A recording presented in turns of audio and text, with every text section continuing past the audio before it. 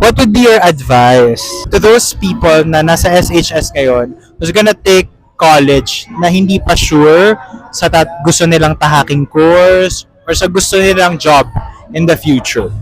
Ewan ko, it might be a hot take, pero if I could go back, hindi ko imomonopolize yung passion ko.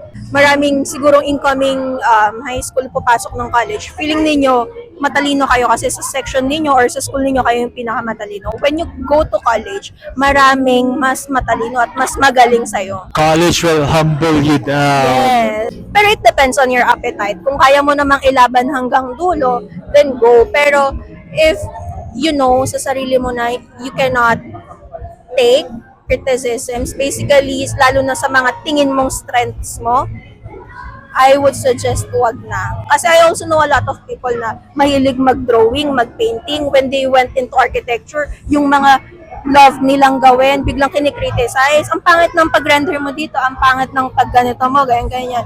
They start questioning themselves. Even now, hindi na nila kayang mag-paint outside of the work of architecture kasi nawala na nga yung passion. You know, the profession killed that passion for you. Pero again, if you have the appetite to push through, good for you. Sige, go mo yan.